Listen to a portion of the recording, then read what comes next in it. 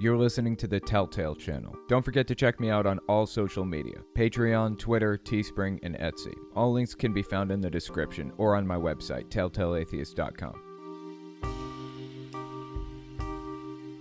In this podcast, we're going to talk about Mike Lindell meeting the consequences of his actions when the FBI showed up at Hardee's and seized his phone. Why'd they take it exactly? It's a windy road. Let's talk about it. QAnon Representative Dave Hayes, aka the Praying Medic, coming up with creative ways of justifying full-blown insurrection against the U.S. government.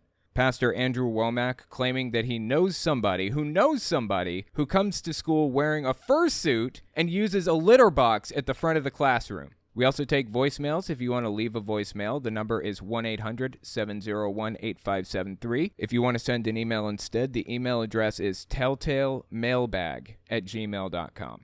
This is Shane Vaughn. If you're unfamiliar, he's famously a leader of the Trump cult and what is now the Trump religion. A book just came out not too long ago by a guy named, I forget his name now, Hasgard Muller or something like that. Helgard Muller, sorry, name is Helgard Muller. This book just came out by him. Title is Donald J. Trump, the Son of Man, the Christ. And it outlines a new theology for a brand new religion. A Trump-centered religion, which basically names him as a messiah, right? So I'm going through the book and reading about it and figuring out how the theology works and started to realize that Shane Vaughn bought into this theology a long time ago. This is Shane Vaughn. He's a televangelist, and he's one of the leaders of the Trump religion. So listen to what he has to say here.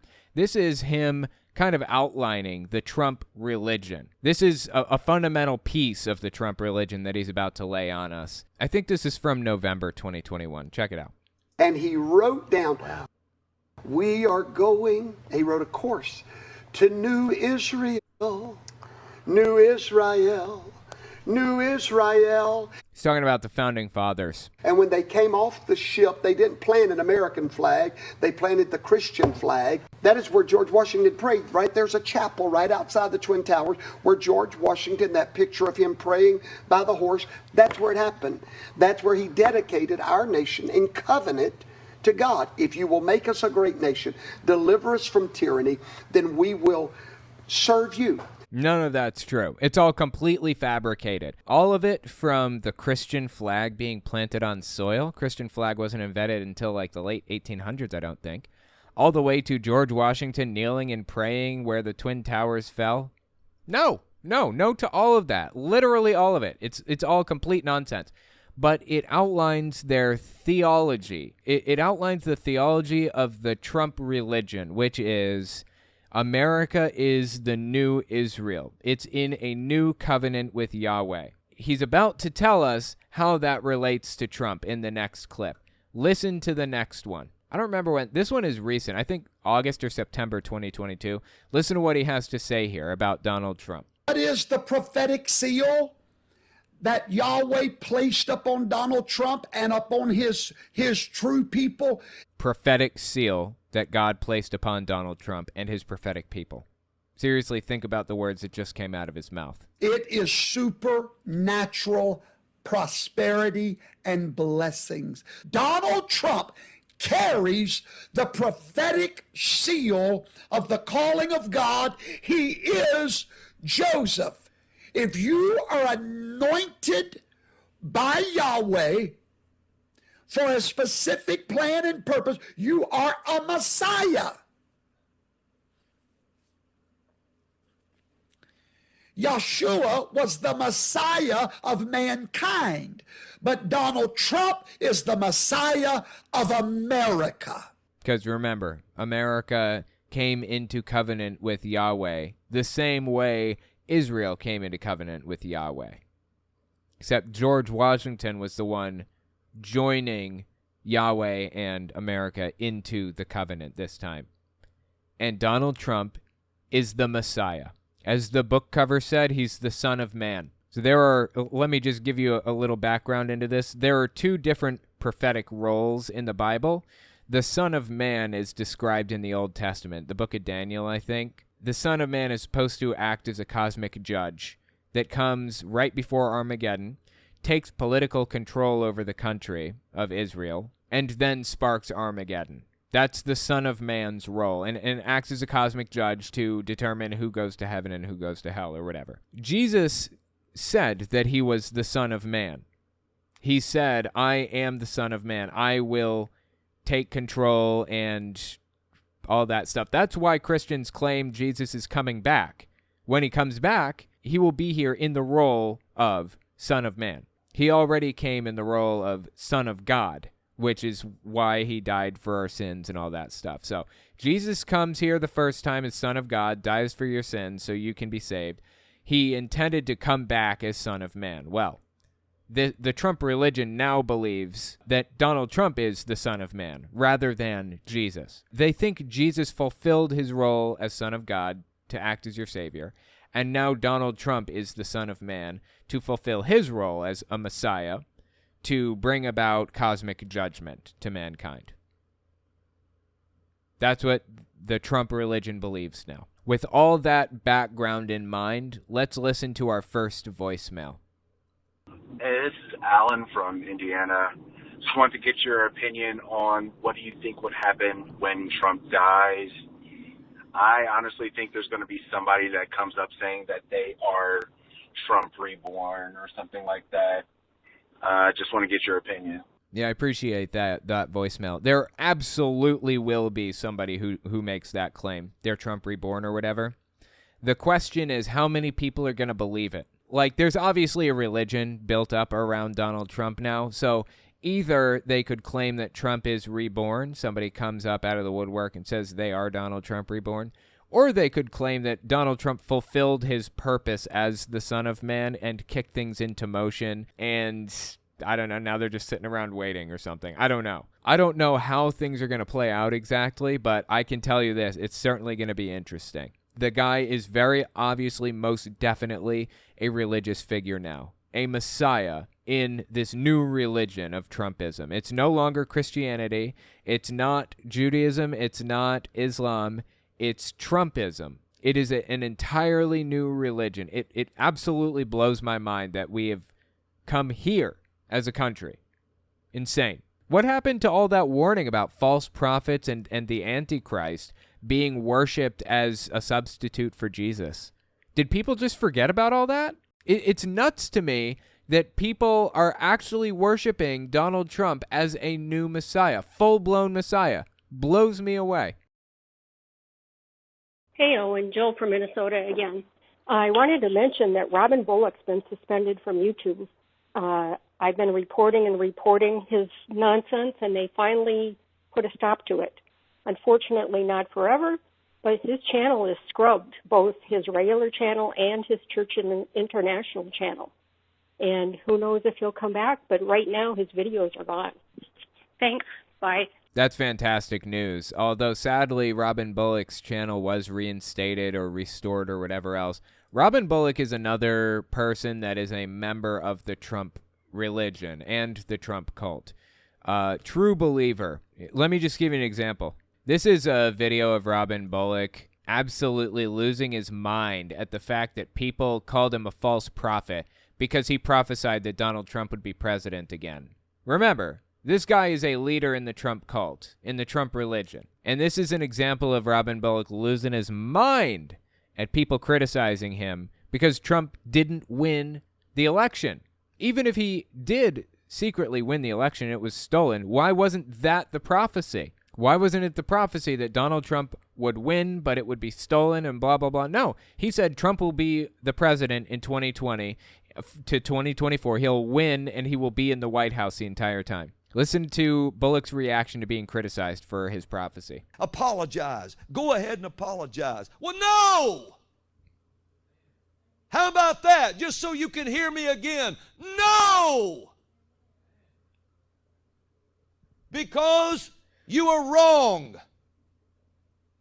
If this had no meaning to it and no prophet standing speaking today was, if they were all wrong, why don't it go away?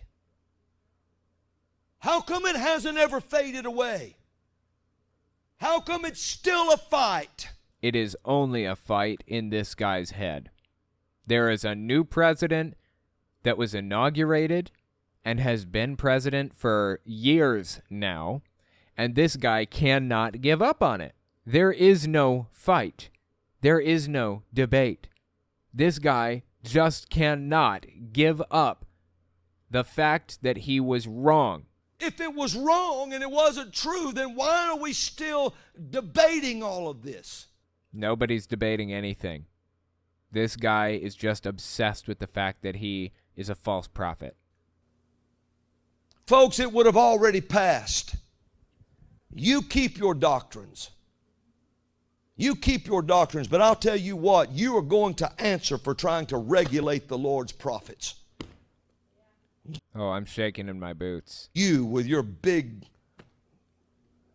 educations. You're going to answer for trying to regulate a prophet of the Lord and telling a prophet of the Lord that what God said is not true, but what you said is true. You're in trouble. You're in trouble now.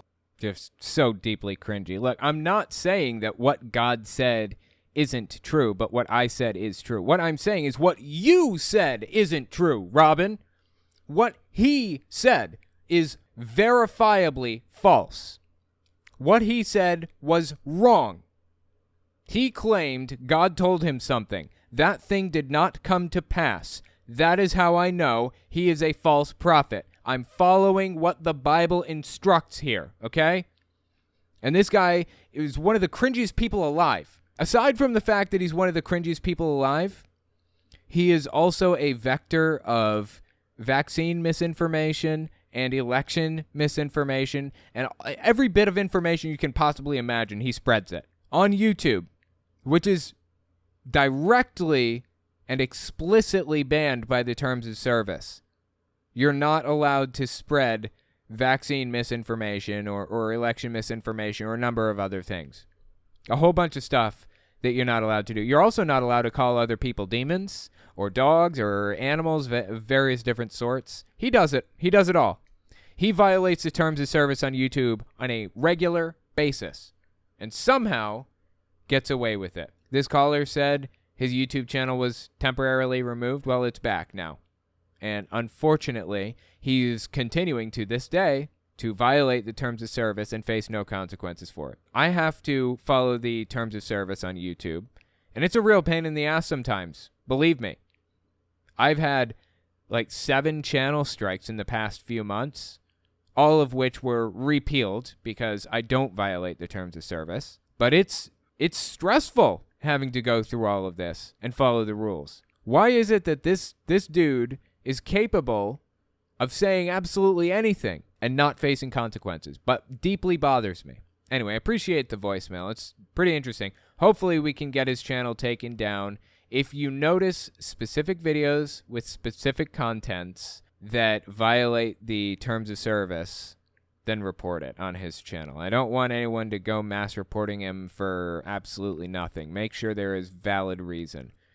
But, yeah, his channel should not be up at this point. Hey, Owen, this is Chris from Maryland. I'm a really big fan of your content. And I had a similar upbringing to you, coming from an evangelical family. But anyway, I actually had a question that was not so much related to your YouTube content or your live stream content or whatever. I'm actually really curious about what kind of recording hardware and software and stuff like that you use.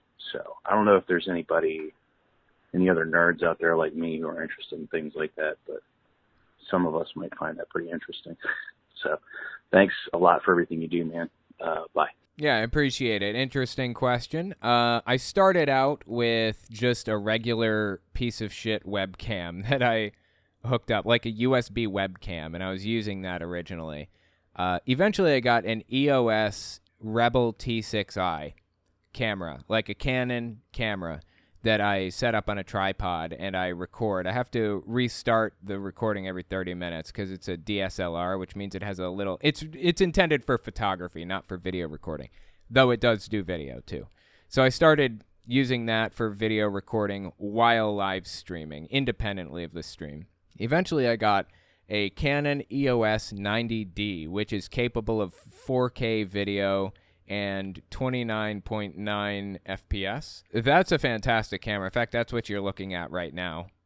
And then eventually I got, not the live stream people. The live stream people are watching something different, but when this goes live, they'll see the 90D. And eventually I got a stationary camcorder. So camcorders are really, really expensive. They can be like $3,000 for a decent camcorder. But if you get a stationary one that is not intended to move from place to place, one that connects to like HDMI and stuff, it's like half the price.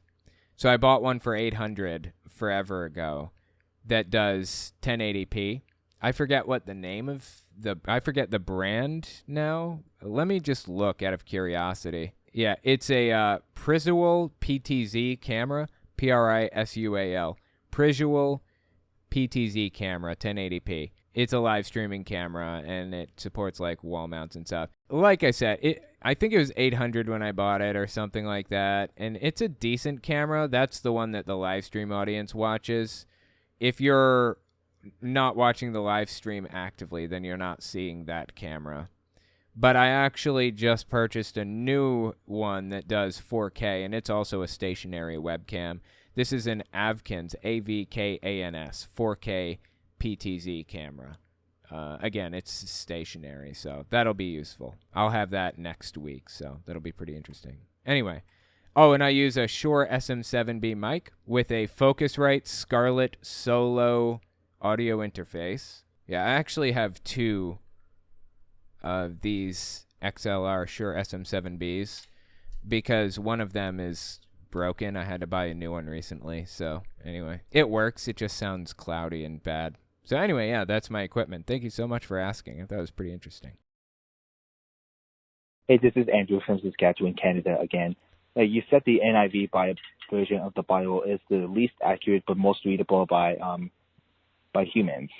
NIV is not the least accurate. NIV is plenty accurate, actually. And it's also readable, very readable by humans. So that's what I appreciate about it. If you get to pick, like, what's the most accurate translation of the Bible, what would it be? Thank you very much. Really love what you do. I appreciate that. Well, it would depend, because, you know, there are like a billion different words that you can use in any context. So Leviticus 17:10 is the verse I think that Jehovah's Witnesses use to justify not taking blood transfusions, right? And the word there that is used in the Bible is something like do not eat blood, right? But depending on what you want that verse to imply, you could use all kinds of different words. You could use don't devour the blood, don't take the blood into your body. I mean, you can use any different set of phrases or terms based on what you think the Bible wants you, or the message you think the Bible is trying to communicate to you. Within reason, you can use all kinds of different types of words. There are some Bibles I've found that completely insert words that do not belong there at all. Like the AMP version of the Bible, the amplified version. That's a version that the Flashpoint people use. Flashpoint, that TV show on the Victory Network run by Kenneth Copeland. They use the AMP. And it is very much, it has like a right-wing slant to it. It's a terrible Bible. That's probably the least accurate version I've seen so far. But Bart Ehrman he contributed in a translation of a Bible.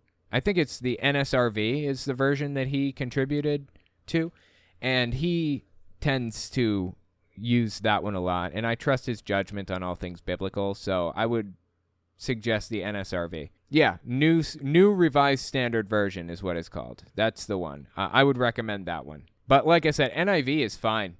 NIV has no issues at all. It's more human readable. King James does have issues, though. I would not recommend King James Version at all. It's terrible. I would say King James is one of the least accurate translations. Not the most, but one of them.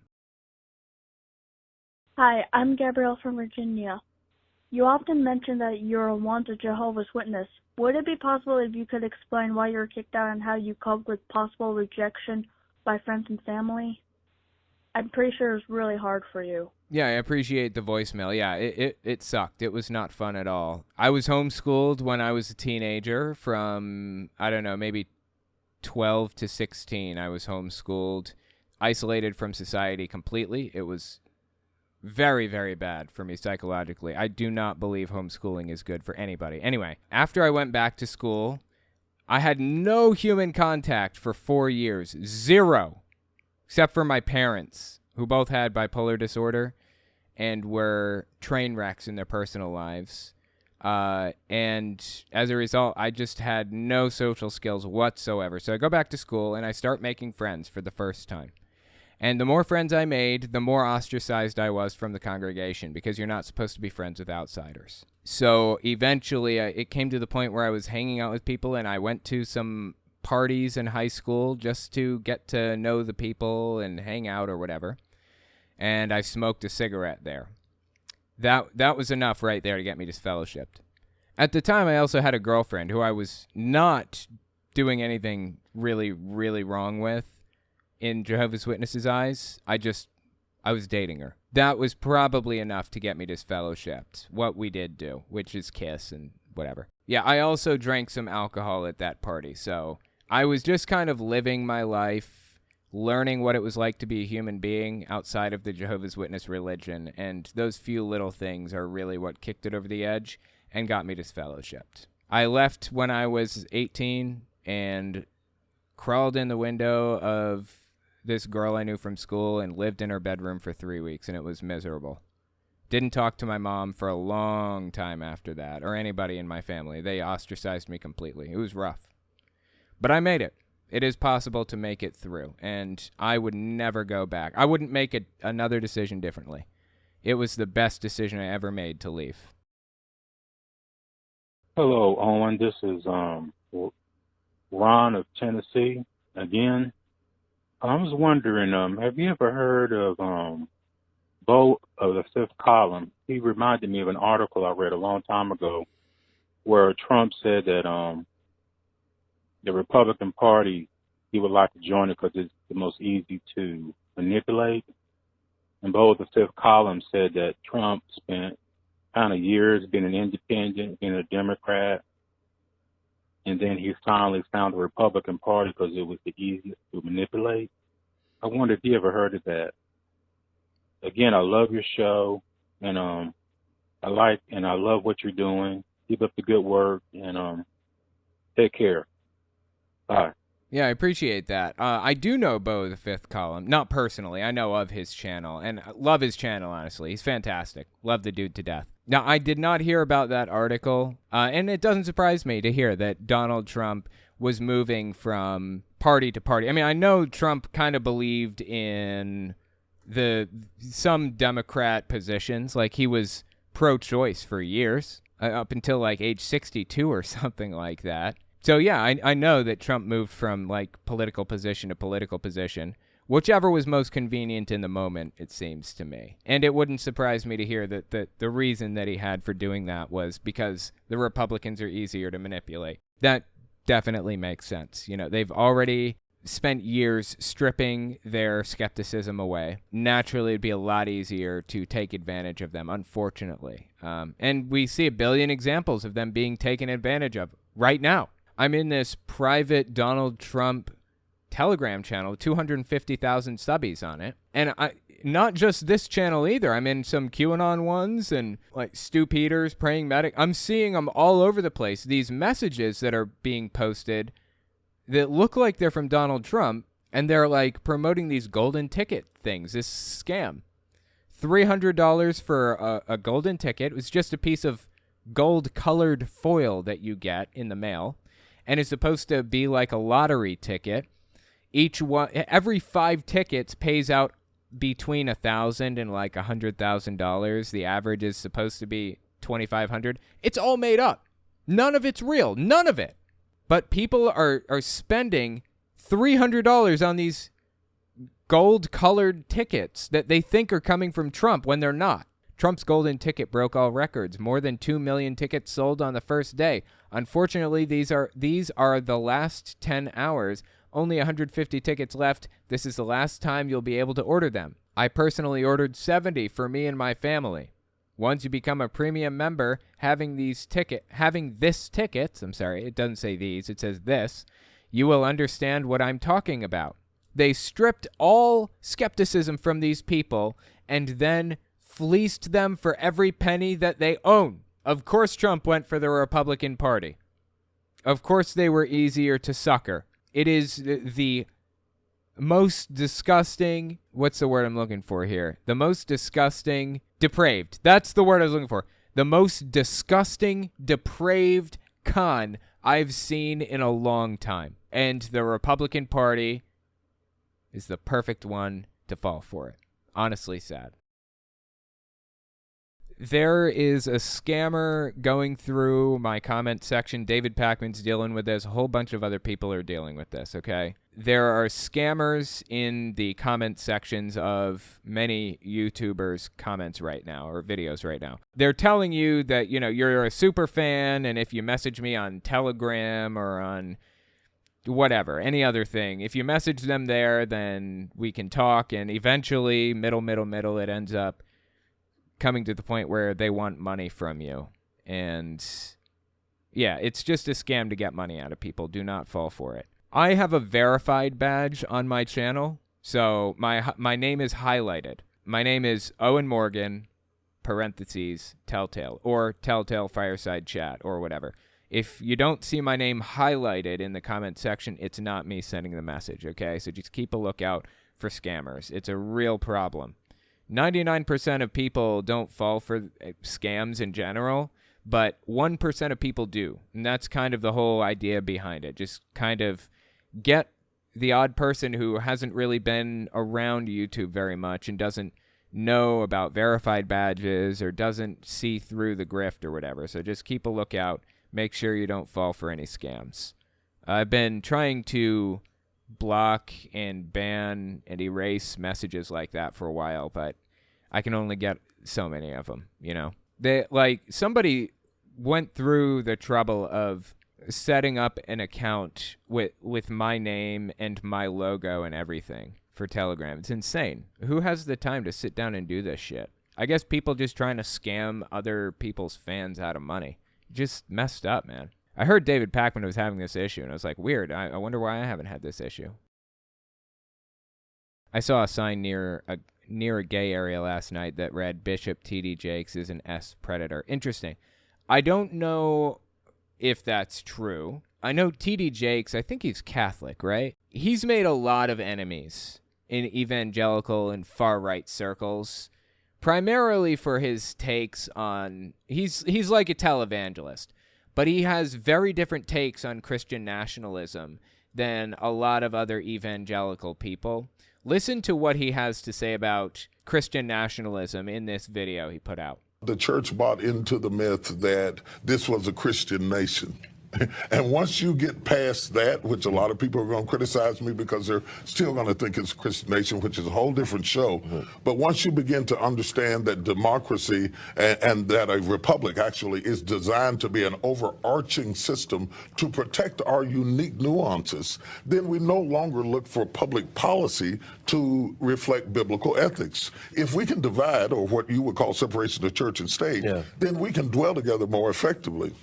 Because atheists, agnostics, Jews, all types of people, Muslims pay into the government then cannot reflect one particular view over another just because we are the dominant group of religious people in the country, because those numbers are changing every day. We need a neutralized government that protects our right to disagree with one another and agree with one another. Perfect articulation of social contract theory. This guy understands exactly why we shouldn't encourage one religion over another, why we shouldn't give special tax exemptions or special privileges to one religion over another, and no religion should be involved in government to any degree whatsoever. It's a perfect articulation. And for that reason, this guy is deeply hated by the evangelical right. Now, I got a super chat a minute ago from Chris McDaniel. It says, I saw a sign near a gay area last night that said, Bishop T.D. Jakes is an S predator.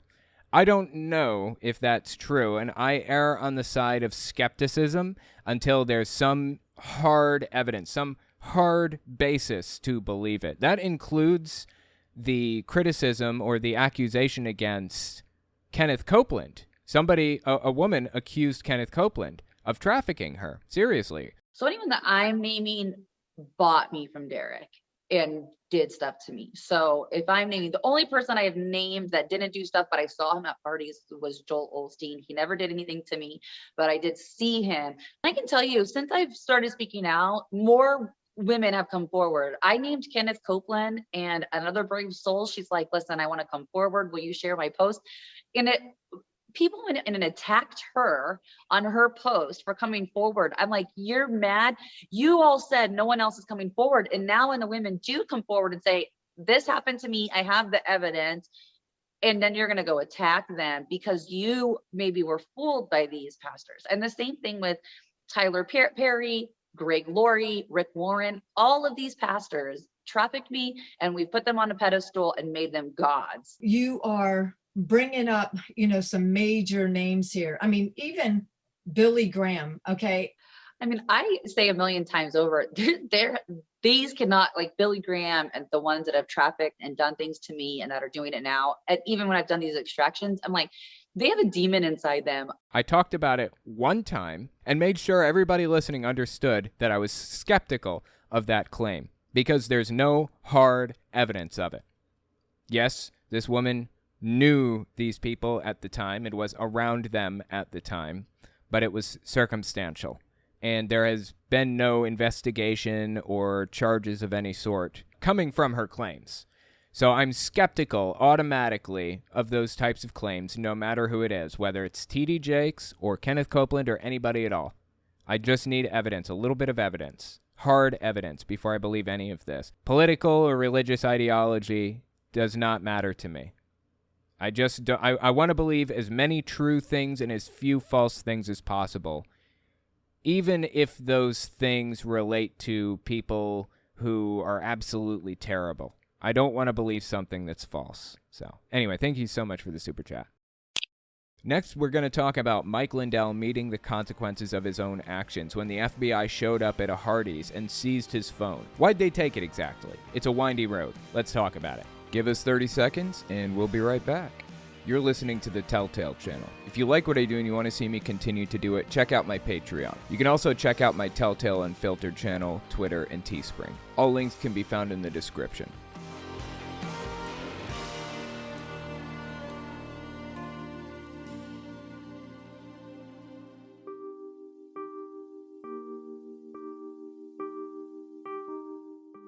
Mike Lindell had his phone seized by the FBI. Now, I figure my 2 cents on this issue will revolve around exactly why he had his phone seized in the first place and how he's reacting to it.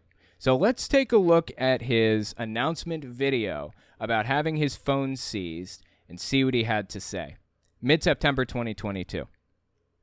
Today, the FBI, you're going to hear this, and you're probably already hearing it in the news. The FBI came after me and took my phone. They surrounded me at a Hardee's and took my phone that I run all my business, everything with. They could have just, what they've done is weaponize the FBI. It's disgusting. I don't have a computer. Everything I do, I have that phone, everything. Well, that sounds kind of like a you problem. You know, I have very little sympathy for this guy. Let me tell you why he had his phone seized, okay? There's a woman named Tina Peters. This is her right here on screen. She was a Mesa County, Colorado clerk that handled some voting-related stuff, handled the voting machine things or whatever, and she leaked private voter information, private voter data to Mike Lindell after the 2020 election. As a result, Tina Peters has been charged with 7 felonies. 7 felonies. And there's been an investigation on Tina Peters for a while now, and we're going to get into all of that in a second. We'll cover it all in a second, but I wanted to give you a little bit of background on it. So apparently, the reason that Mike Lindell had his phone seized by the FBI was because of his dealings with Tina Peters, basically, and the investigation into her. Keep listening. Everything I do, I have that phone, everything was on there, and And they told me not to tell anybody. Here's an order don't tell anybody. Okay, I won't. That doesn't sound right. I've never heard of the FBI ever ordering anybody not to tell anyone that they seized their property. I've never heard of that before. I mean, maybe. I'm not a lawyer. It's just very suspect. And if there's one thing I've learned about Mike Lindell, it's to not trust a word out of the guy's mouth. So I'm very skeptical here. Buddy, okay, I won't. Well, I am. So, there you go. Yeah, how could they possibly enforce that? Don't tell anybody. And he obviously blew the lid right off of that. So what are the consequences now? Are they going to arrest him? I can't imagine the FBI told him not to tell anyone. So anyway, who is Tina Peters exactly? Let's talk about it. Like I said, she was a Mesa County clerk back in 2020 who leaked private voter data to Lindell. She got herself in some hot water over that, was being investigated. And while being investigated, she ran for Secretary of State. She was running for Secretary of State, which is an even higher position and controls the elections in an even more broad way. So it would honestly be completely disastrous if she won. Now, she lost. She did lose that election, but I think she got like 6% of the vote or something. But watch this clip. This is from NBC News, I think, and they were talking about the whole thing, about her running and all of it. Listen to this. April 6, 2022.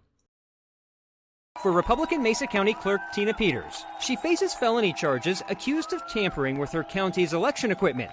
She also has to answer to an ethics complaint accusing her of accepting more money in gifts for her legal defense than an elected leader is allowed by the state constitution. Support for Peters comes in the form of the Pillow Guy. Mr. Lindell, how much have you raised for Tina Peters' legal defense fund? I just put all the money in myself. How much is that? I don't know. I probably put in 3, 4, 5, maybe about 800,000 of my own money.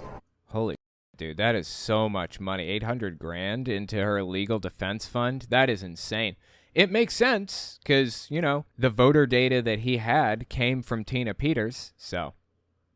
Unless you're a close friend or family member of an elected leader, you're limited in how much you can gift. You can only give someone a gift of $65 per calendar year. Uh-oh. Sounds like Lindell just dug a hole for himself, right? And Peters did. They came up and asked Lindell, how much did you gift to Tina Peters? And he said all of it. Oh, God. Jane Feldman was once executive director of the Independent Ethics Commission. Now she's part of the legal team in the ethics complaint against Peters. And if Peters receives more than she's allowed, she could be fined twice the amount. So if Lindell really gave her $800,000 to pay for her legal defense, the fine could be expensive. That's $1.6 million. Ouch. Ooh, that's painful. God, they can't help themselves to save their own lives, can they? They cannot just keep their mouths shut. They have to talk to the media and scream about being persecuted and all kinds of other nonsense, don't they? Jesus. But there is wiggle room if Lindell is a close friend. Except listen to how he answered a question about flying Peters around on his personal plane last year. I give rides from people all over the country. I had never met Tina Peters. That's what the plane ride you're talking about. She came to the Cyber Symposium with a group from Colorado. I picked people up. I invited all 50 states. All 50 states were represented. Just keep digging that hole, Mike. Keep digging that hole. There's your answer. Another stupid question by a stupid journalist. God, I love it how he is wrecking his reputation and his chance of digging himself out of possible serious legal jeopardy or serious fines. And he's calling a reporter an idiot while doing so. I just eat this up, dude. Journalist. But here's why it's not a stupid question. If you had just met her, you weren't a close friend of hers. I just met her that day. Another dumb question. If he... God, I love everything about it, man. I am eating this up. He just dug himself a deep, deep hole and is calling people around him idiots as he does it. Question. If he said he had just met her and they had no prior relationship, it's very hard to argue that he was a personal friend. So anyways, that's who Tina Peters is, and that's her relationship with Mike Lindell.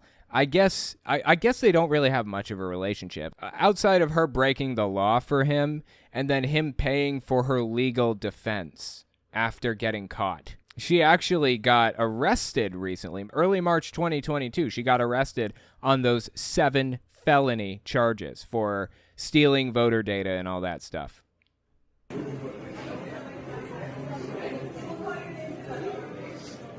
I mean, I played this last week when I talked about Tina Peters, but I just find something about this deeply consoling and enjoyable to watch somebody who flagrantly broke the law and violated people's rights to get arrested. I just love it. I eat it up. I enjoy it so much. So we're going to sit here and watch it again.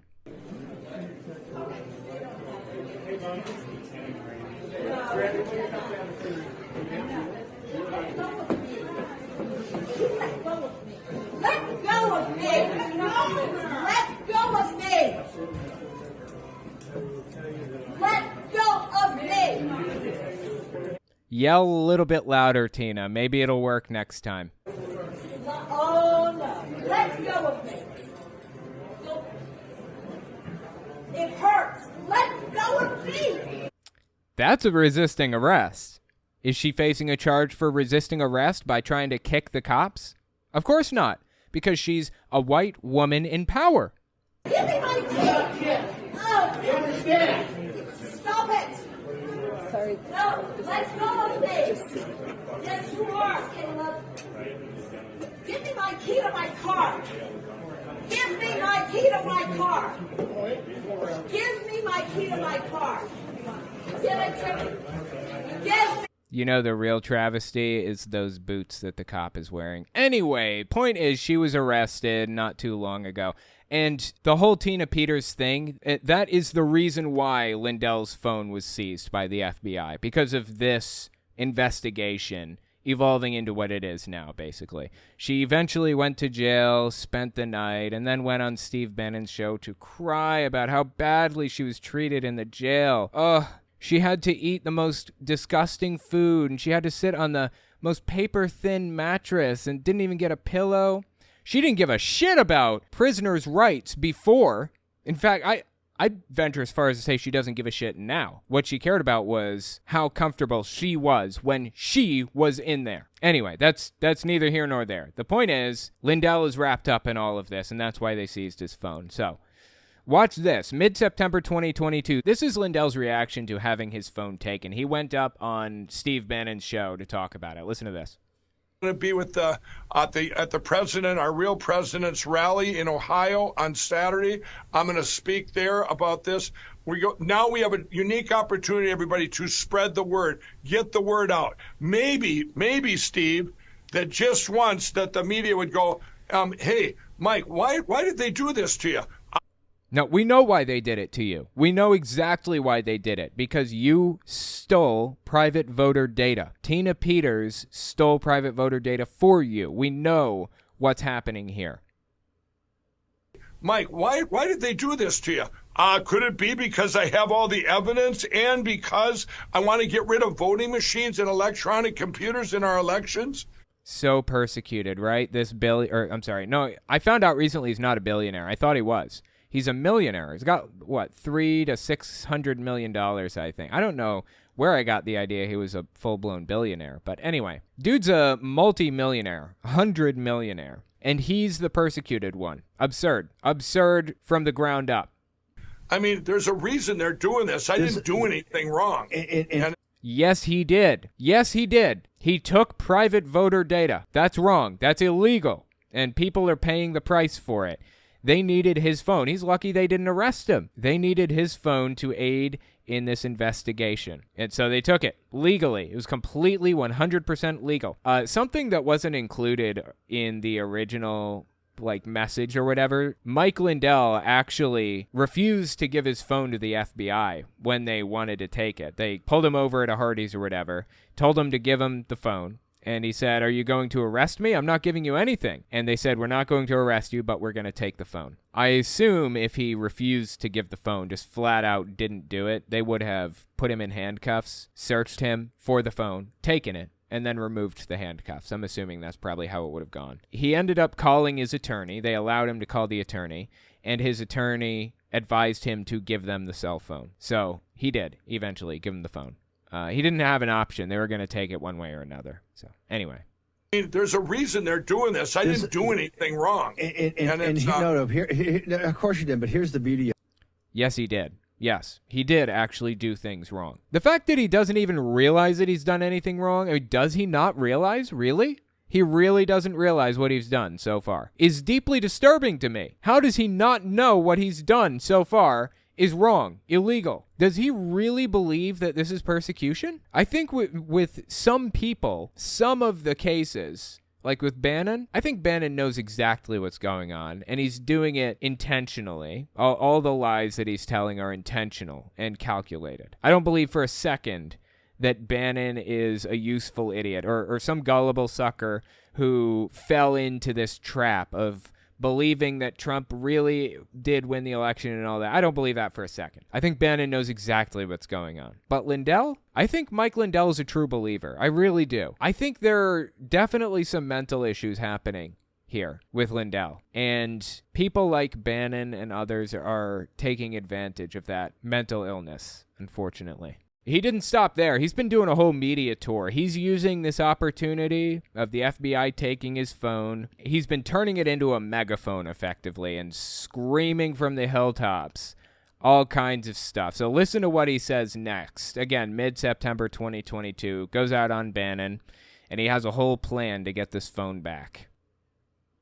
Some of the best lawyers in the country, Alan Dershowitz, Andrew Parker, Kurt Olson, amongst others. What can we do with what happened with this seizure of my phone, this FBI corruption? And we are suing, as you're hearing it here first, everybody, we're suing the United States government and the FBI. Great. File as many lawsuits as you want. I'm perfectly fine with that. I couldn't possibly care less. And this isn't just to get the phone back. This is my First, Fourth, and Fifth Amendment rights were broken in the constitutional right. And no, the first, which ones did he say? The First Amendment is freedom of speech. He's allowed to say whatever he wants without being censored. Now, I hear you asking, how is the FBI seizing a cell phone from somebody a violation of his First Amendment rights? The answer is he believes that this was political retaliation against him for saying things that they don't like. In reality, the FBI heavily leans right-wing. First of all, it's run by somebody who Donald Trump appointed, Christopher Wray, and it has absolutely nothing to do with what he's said. It was actually related to the Tina Peters case. That's why they took the phone. So First Amendment right violation, that's completely wrong. It's out the window. What was the other? Rights were broken by the FBI.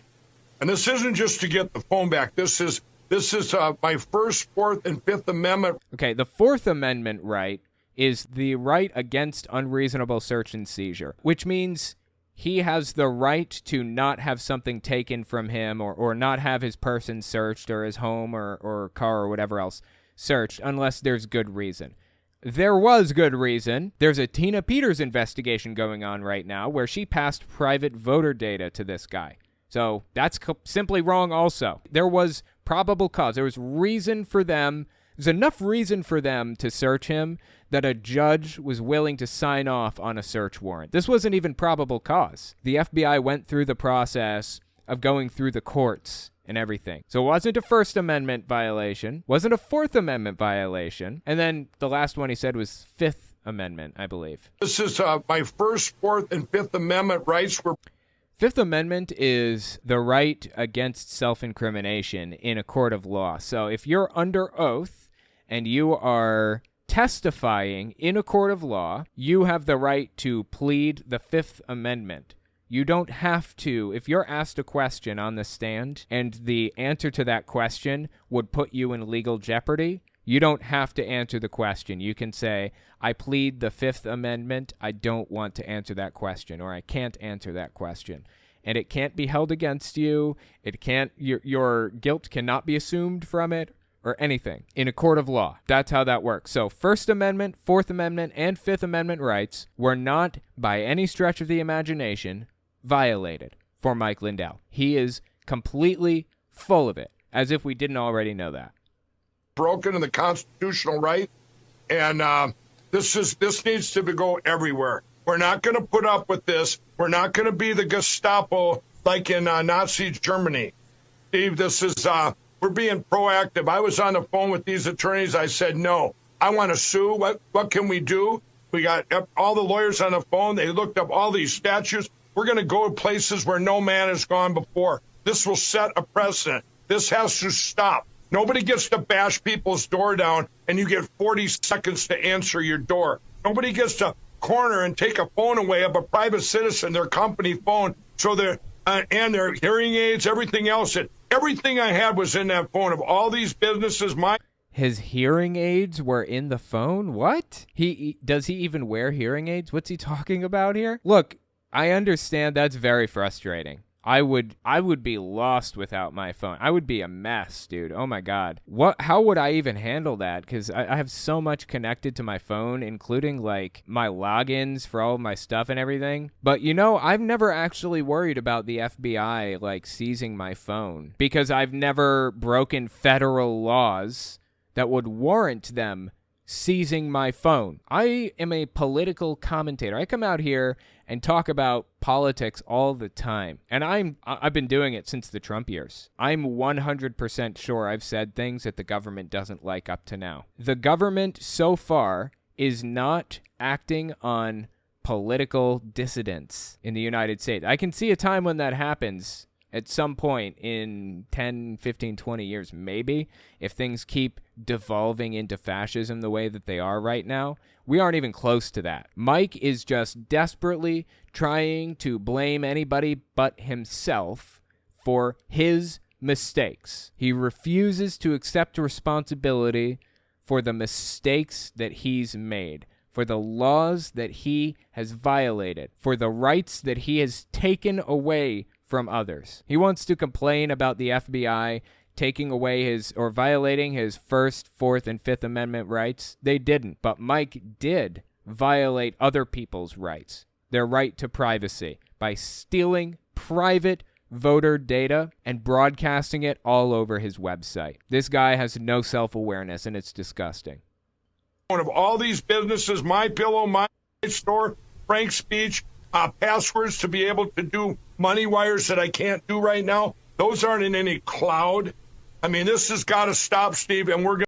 Well, first of all, that's your fault that you didn't have any kind of backup to this stuff. And second of all, it's your fault because you broke federal laws and stole private data. You should have backed your stuff up, and you shouldn't have violated people's rights so flagrantly. I mean, the dude has been on a media tour lately. Now, this clip is from Lindell TV, his TV network or news network or whatever you want to call it, the Lindell Report. And he's just losing his mind at the fact that they took his phone. Look, I get it. I'd be upset over it too. But he has no one to blame but himself. Listen to what he said on his Lindell TV show here. Well, anyway, what have we become as a nation when you got, like I told him, like My Pillow, you know, employee-owned, and they get attacked and have to sit and worry about... Wait, employee-owned? My Pillow? Is it a worker co-op? I thought it's an incorporated company. 2009, from 2004 to 2009, they were sold through Lindell's Night Moves, Minnesota LLC. Okay, so it was an LLC up until recently. It's not a worker co-op. It's not employee-owned at all. What is he even talking about? It's Mike Lindell owned. Is it a publicly traded company? No, it's a privately owned company, and it's owned by Mike Lindell, as far as I can tell. It's not employee owned. See, this is another example of Mike Lindell trying to paint everybody else as the victim. If you don't care about me, then maybe you should care about the employees. He's trying to paint as many victims as he possibly can when he was the one victimizing other people. That's why we are here. You can't steal people's information and use it for nefarious purposes and then cry when you face consequences for your own actions. Owned, and they get attacked and have to sit and worry about Talking about the employees. Have to sit and worry about billion-dollar lawsuits. You know, they go home, they have families to feed. They're Democrats, liberals, Republicans, conservatives, Hispanic, black, Asian, white. We're all like one big family. And he goes, well, how do your employees take that? I mean, how are they taking it? I said, We're trying to get by. We've lost hundreds of millions of dollars because of cancel culture and you media. No, they've actually lost hundreds of millions of dollars because Mike Lindell has burned every bridge that he has by spreading as many conspiracy theories as he possibly can, and by stealing private voter data, by flagrantly violating the law consistently. Every part of this is Mike Lindell's fault. Every part. But he wants to paint himself as the victim, as he victimizes other people. So culture and you media people attacking. Then you attack people so even judges are afraid to make a ruling. They kick things down the thing to standing. This horrible thing called standing. They just kick the can for standing. Oh my God, I love it. He's criticizing standing now. If you're unfamiliar, standing is a legal concept that's existed since, the 1400s at least. The idea is the person that was injured by something is the person that has to file the lawsuit, basically, or they have to be involved, or they have to be named in the lawsuit. So you get a can of Starkist tuna, and you discover that the can of tuna is completely empty. Like, there's no tuna in there. You bought this can of tuna, and it's just gone. There's nothing in it. I didn't buy that can of tuna. I didn't spend my money on that tuna, so I can't sue Starkist for selling empty cans of tuna. The person who purchased the empty can of Starkist tuna is the person that has to file the lawsuit, or the person who has to be involved in the lawsuit, or whatever. Like, a lawyer can file for them. That's what standing is. If you aren't injured by something, if you aren't the one receiving remedy or restitution or whatever, then you can't file the lawsuit. That's what standing is. So Mike Lindell is criticizing the concept of standing. The concept of standing is foundational to our court system. It would be very different from what it is if standing didn't exist, in ways you wouldn't even expect. It affects our legal system in ways you wouldn't even expect. It's deeply ingrained in the legal system, and it goes all the way back to, like, England in the 1400s or something like that. I don't even know how old it is now. Well, Mike Lindell is just losing his mind over the concept of standing because he wants to sue all machines, right? You guys remember him saying he wants to sue machines? It's a meme at this point.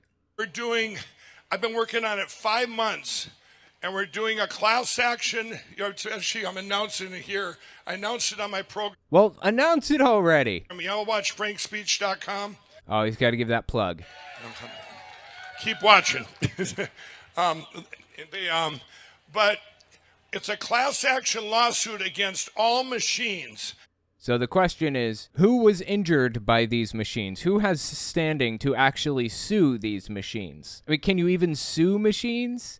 There is some legal precedent for the idea that you can sue inanimate objects, like civil forfeiture, where police basically just take money that you have in your pocket and put it in their pocket. That process of civil forfeiture is basically like to receive the money back, you basically have to sue the money. So there's some kind of a weird thing with it. Anyway, the concept of suing inanimate objects isn't unheard of, but you have to have standing to be able to sue something like that, or anybody at all. That's what standing is. And this guy is so upset at the concept of standing, because who the hell is injured by machines like this, that he's losing his mind over standing for, like, nonsensically.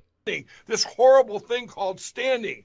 They just kick the can for standing. But God, he's ridiculous. Everything about this guy is just ridiculous. But other cases they're pushing through that are so corrupt and so evil, like going after a gal that just does her. Yeah, anyway, that's Mike Lindell, dude.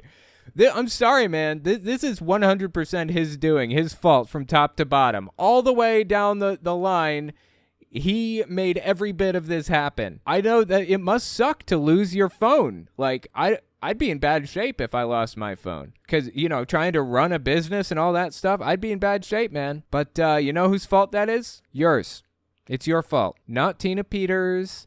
Not Owen Morgan's, not Donald Trump's, not Joe Biden's. Take some responsibility for your actions. I mean, you are in the party of personal responsibility, right? Take some responsibility, Mike. If you disagree with anything I've said, let me know in the comments or on Twitter at TelltaleAtheist. Polyester shellfish. The fifth also includes the right to due process and protection from double jeopardy. Right. I appreciate you mentioning that. I completely forgot about that.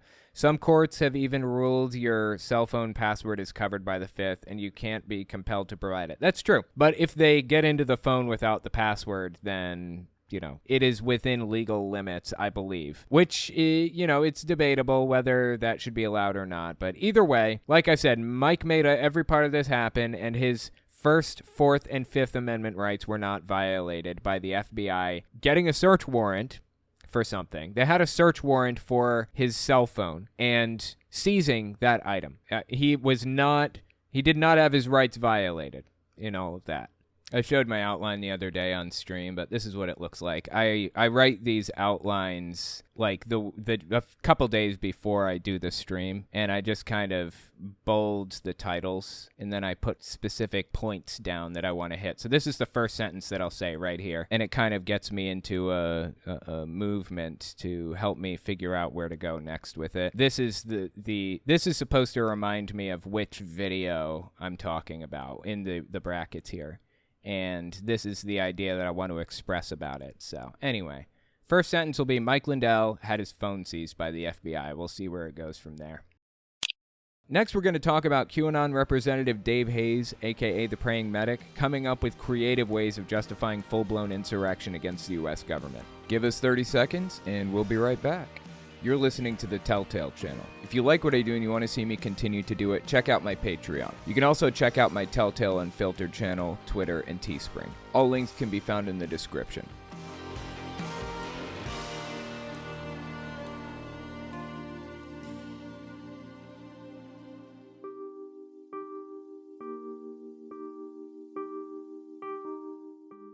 QAnon has been making a comeback lately, unfortunately. If you guys are unfamiliar, this is on the right here. It's the Praying Medic is what he goes by. His name is Dave Hayes. And he is what's known as a QAnon interpreter. So QAnon isn't really a religion exactly. It is a cult, a political cult. It's not a religion in the sense that it has prophets. Now, there are prophets that are a part of it. It has religious elements, but it itself is not a religion. Instead of prophets, I would say they have QAnon interpreters, and that's what this guy is. He's a QAnon interpreter. He goes through all of the posts that this guy that calls himself Q Clearance Patriot puts up on 8chan, which is just some forum, some website. So this guy, Q Clearance Patriot, puts up these posts that are cryptic and weird and confusing and don't make any sense. And the interpreters come through, and they try to make sense of just this nonsensical garbage. It's just a full-blown conspiracy theory. That's really what it comes down to. Well, this guy made his name from interpreting the Q posts. That's what he is all about. That's how he got famous. He's got hundreds of thousands of followers on Telegram and other platforms, Rumble and stuff like that. So QAnon went away for a couple of years. Like after Trump lost the election, QAnon kind of disappeared into the ether, but they returned recently. And the Praying Medic dusted off his keyboard and started talking about politics and QAnon and all that stuff all over again. So I wanted to talk about some of the more recent things that he's said about the QAnon movement. This is early September 2022. He went on this Facebook page with 400,000 followers on it to talk about QAnon and various other things. Listen to what he had to say here. Q doesn't come right out and tell us what is going to happen. Q gives us hints and clues. Go research this, go look into that, dig over here, and give us some questions about people, places, and events, and expect us to do our own research and come to our own conclusions. And I think that's what the Lord does a lot. The Lord will give us some information and then expect us to fill in the dots, connect the dots, and come to our own conclusions, right or wrong. Because the Lord it doesn't want to control what we think. He wants us to be able to think for ourselves. With his help, Q is the same way. Wow, there's a lot there. That is absolutely fascinating. So like I said, Q is just some guy. And we suspect that it's a guy named Ron Watkins. He's actually running for Arizona, or he's running for Was he running for? I forget now. Okay, he was running for U.S. House Arizona District 2. I think he's trying to get into the House of Representatives, federal House of Representatives in Arizona. He got 3,000 votes total. He got 4% of the vote in the Republican primary. So he's not going to be a House member, but this is the guy. This is Q. This is the big famous poster, the Q clearance patriot that's, supposed to be an insider, have all this secret information and blah, blah, blah. Anyway, that's who this guy is talking about, Dave Hayes, when he talks about Q. When he says that Q and God have a lot of things in common. This guy right here. My name is Ron Watkins, and I am not a politician. I am an entrepreneur, and I'm a computer scientist. We have to send a fighter, and I am your fighter. I am fighting for you. If you send me to DC, you will know that I will be fighting against this evil, and I will make sure that we drive them back, and I will make sure that your rights are kept. Respected, protected, could have gone with a lot of things. He chose kept, but okay, I'm not Ron. I guess everybody's got their own thing. Anyway, that's Q. That's the Q poster. We're very, very confident based on artificial intelligence, writing analysis, and all kinds of different things. We've come to the determination. Plus, I've been following this movement for a long, long time, and so have many other people.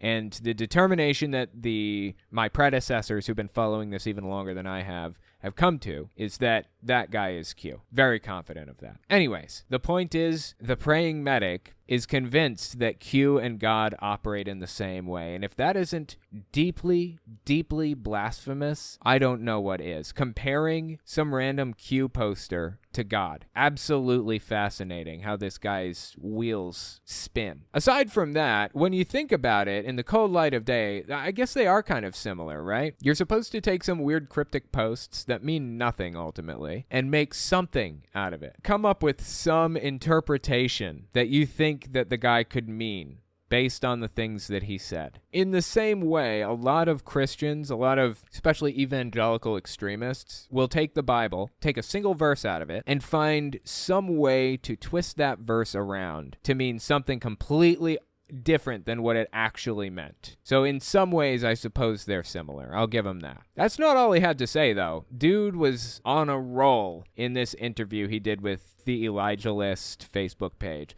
Listen to what else he had to say here.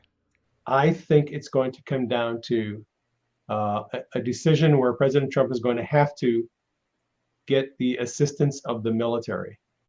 Wow.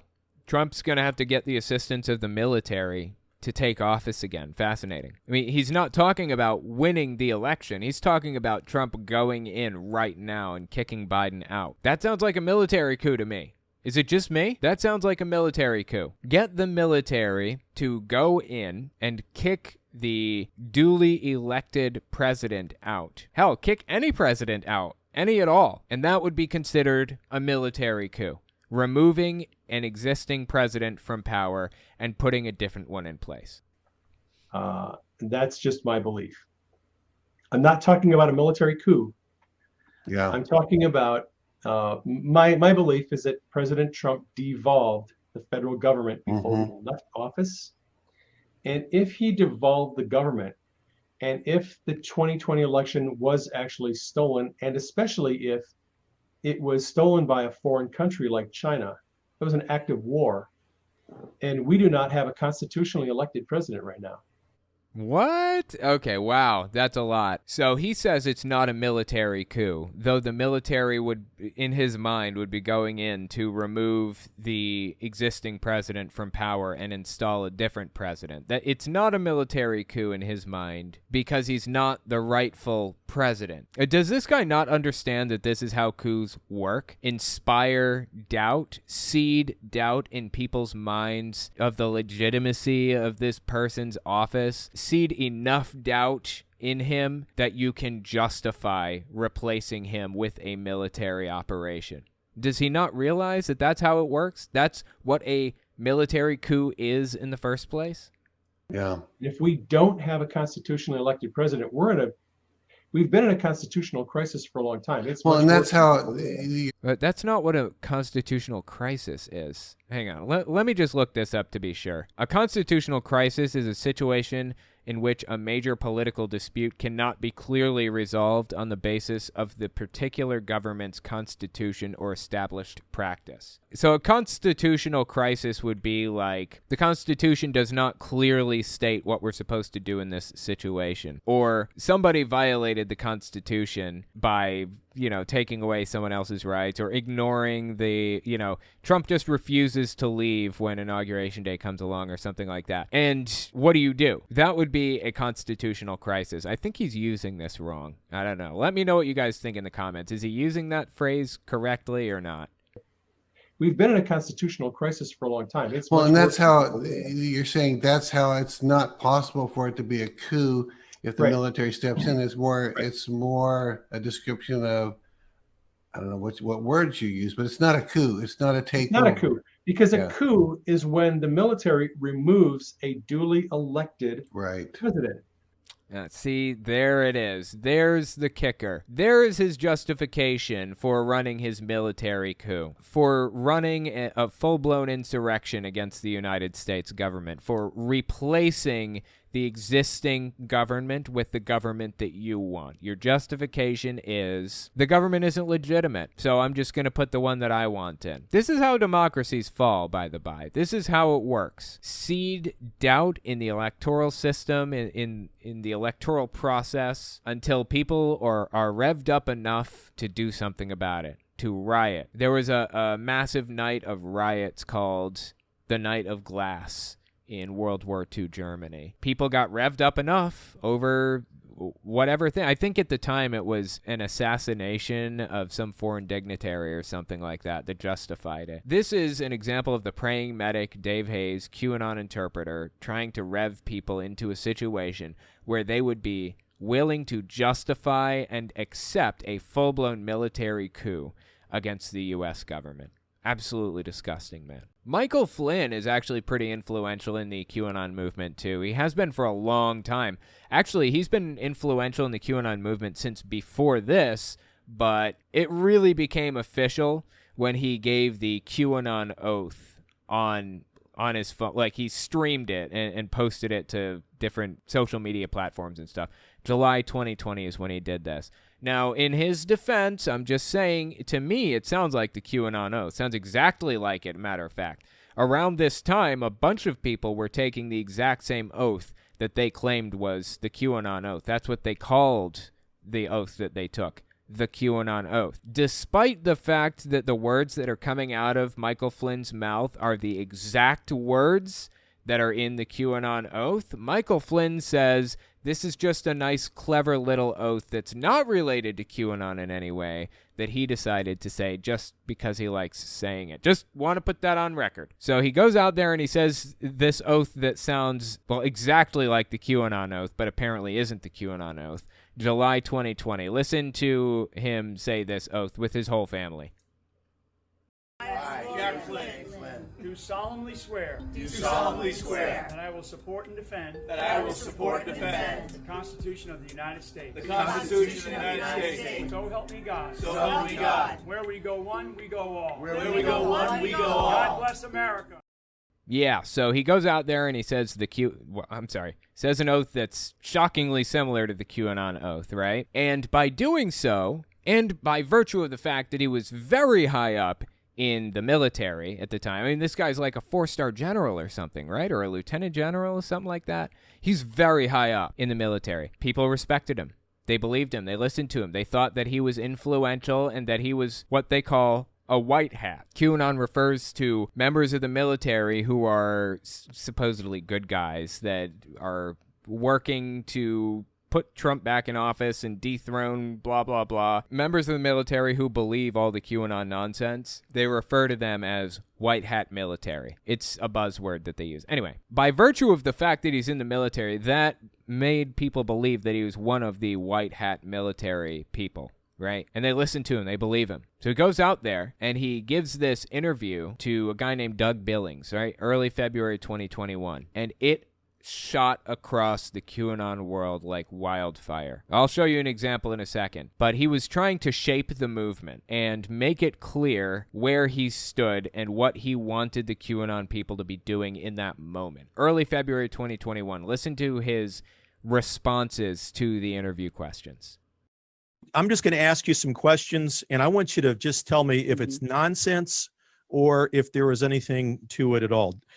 Number one, did President Trump ever sign into action the Insurrection Act? No, nonsense. Nonsense.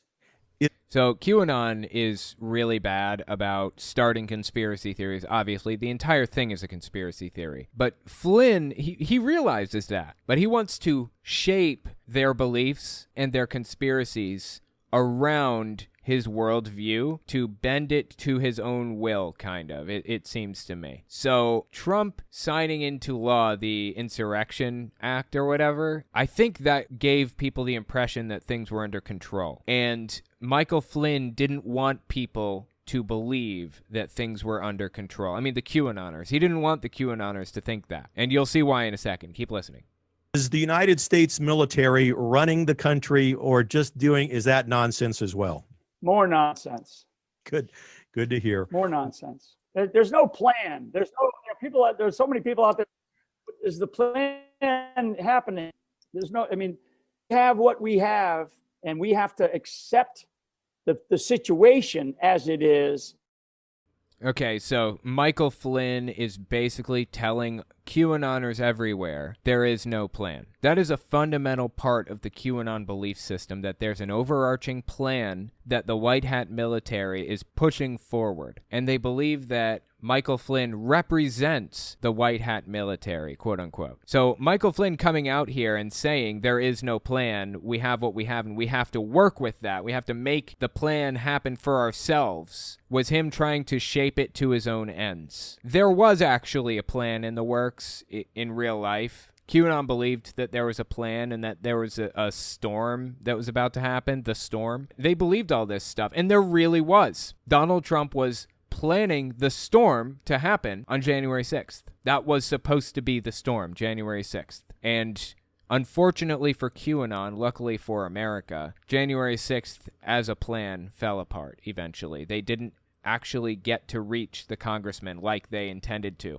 like they planned to. If they had, we would probably live in a very different country right now. But at any rate, this was a month after the storm took place on January 6th, and Michael Flynn was trying to make it clear that the plan didn't exist anymore and that people need to move forward and make the plan happen for themselves if they want something to happen. The white hat military has disintegrated and fallen apart, and you have to take it into your own hands now. That's what Flynn was trying to communicate, right? And this was such an influential interview that Dave Hayes himself, one of the top QAnon interpreters, I'd say the top QAnon interpreter, comes out here and addresses what Michael Flynn said in that interview. Listen to this, mid-February 2021, just like a week or something after Flynn said that. Some people have heard the interview with General Flynn, where General Flynn said that there is no plan for the military to step in. I was listening to Monkey Works, and he interviewed a guy a couple days ago, and that guy also said there is no plan for the military to step in and do anything. Well, I would like to suggest an alternative viewpoint on that. Please do. If the military had a plan to intervene in American politics, and General Flynn was aware of it, I guarantee you he wouldn't tell anybody what he knew publicly. You know, this is sad. Like, Flynn is supposed to be the representative for the white hat military, which is the people inside the military that are pulling the strings and making things happen. And the dude is refusing to just take him at face value because he's such a conspiracy theorist that he has to think that there's some secret to every single thing that he hears. For operational security. Like, come on, man. Come on. Sometimes people just mean what they say at face value. It's ridiculous. So here's my point. Michael Flynn is extremely influential in the QAnon movement and has been since day one, basically, okay? As far as I'm concerned, Michael Flynn is a spy and a traitor to the U.S. government. And he communicated, this is all documented in a court of law, he communicated with Russia against the wishes of the president at the time. He communicated with Turkey and was taking money for various different projects that he was doing for Turkey without telling the U.S. government. He's a traitor. He's a traitor to the U.S. government, straight up. But he's extremely influential in the QAnon movement. So mid-August 2022, he comes out there and he releases this video snippet to the world. Listen to this. When you see them take these dramatic, historic steps to do something like they did, to go after a former president and a potentially future president's residence. Yeah, this is around the time that the FBI searched Donald Trump's clubhouse or whatever for classified documents, and they got a search warrant for it and everything, if you're watching this 5 years in the future, and they found a bunch of classified documents there, classified to the highest security level. The kind of stuff you're not supposed to even have outside of a bunker or discuss outside of a bunker, seriously. And Michael Flynn decided to come out there and criticize the FBI for searching Donald Trump to retrieve those sensitive documents. It's because they're losing, we're winning, and they know it. So anyways, he has been trying to entrench himself in the movement for a while and largely succeeding. This one's from mid-July 2022, where he just comes out here and spouts off all kinds of nonsense. Listen to this. He's on the same show we were watching earlier, which is the Elijah List, 400,000 subbies on Facebook. About 75 to 80% of the Constitution is created, and I use that word specifically, is created. He's implying that God wrote the Constitution by the Bible itself, Declaration of Independence, and the Bill of Rights, right? I mean, the 10 Bill of Rights. Like I say, I'm sorry, what? Declaration of Independence and the Bill of Rights were created by the Bible? What? That doesn't make any sense at all. The Bill of Rights and the 10 Commandments, right? The Bill of Rights and the 10 Commandments are not in any way similar. Like, not at all. Not even close. The first commandment contradicts the first amendment. The first commandment is, thou shalt have no other gods before me. And the first amendment is, you can say anything you want without fear of reprisal. Religion shall not get involved in government in any way. Really, people, it's all freedom of speech. You think the 10 Commandments believed in freedom of speech? You think the 10 Commandments gave a shit about people's right against search and seizure or unreasonable search and seizure? You think it gave a shit about anything at all? This guy lives in a fantasy land if he really believes this. I don't think he does. I think this guy knows exactly what he's doing. That's just my personal opinion. I don't know. Bill of Rights and the 10 Commandments, right? The Bill of Rights and the 10 Commandments are the promises that we make to each other. No. Once again, no, they aren't. The Bill of Rights are not the promises we make to each other. The Bill of Rights are a list of things that the government absolutely is not allowed to do. It's like a permission slip, basically, is how it works. The government is not allowed to infringe upon these very specific things, no matter what. That's the whole bit. It has nothing to do with promises we make to each other. He has no idea what he's talking about. Doesn't know anything about social contract theory. Or does he? I don't know. Maybe he does understand how this all works, and he's just making shit up. That's possible. In fact, I would say it's likely.